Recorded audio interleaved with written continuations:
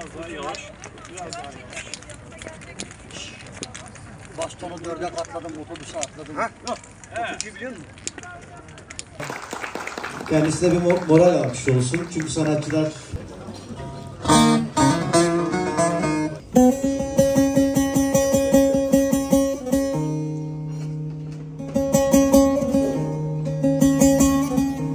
baba gözyaşlarımla mektup yazdım rüzgara.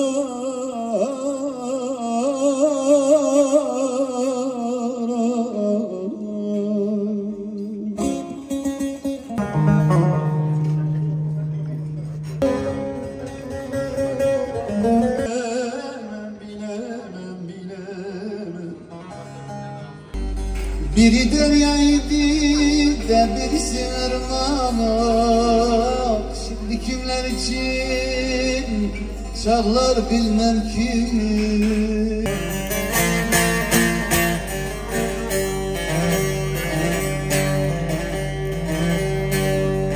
Meleği andırır yüzün, şeytanlardan beter özün. Allah bizleri, birliğimizi, beraberliğimizi bozanlardan eylemesin. Birliğimizi sağlasın Cenab-ı Hak.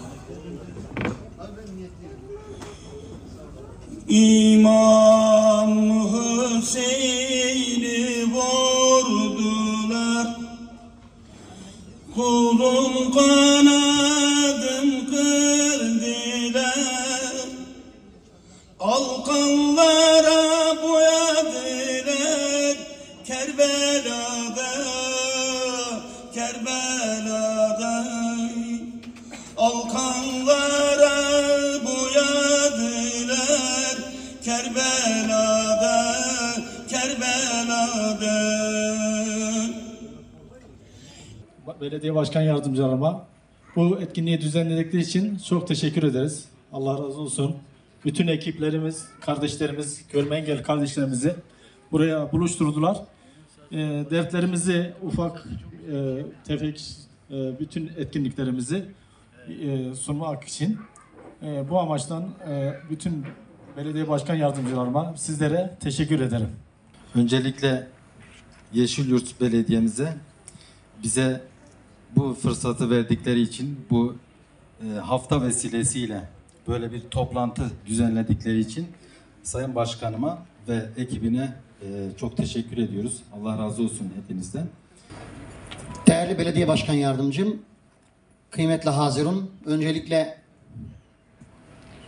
7-14 Ocak tarihleri arasında Türkiye'mizde, ülkemizde kutlana gelen Beyaz Baston farkındalık etkinliklerine Malatya Yeşilyurt Belediyesi sponsorluğunda, desteğinde yaptığımız bu programdan dolayı emeği geçen herkese ayrı ayrı teşekkür ediyorum. Siz katılımcılara da ayrı ayrı teşekkür ediyorum. Çünkü gerçekten bunun bizim için manevi değeri çok büyük. Beyaz baston dediğimiz şey sadece bir bastondan ibaret değil. Bu tabir yerindeyse görme engellinin silahıdır. Bunun olduğu, yani bastonun olduğu her yer bizim için aydınlıktır. Bu anlamlı programı düzenleyen, emeğe geçen herkese teşekkür ederim. İnşallah Hakkı Hocam dediği gibi en kötü günümüz böyle olsun. Teşekkür ederim.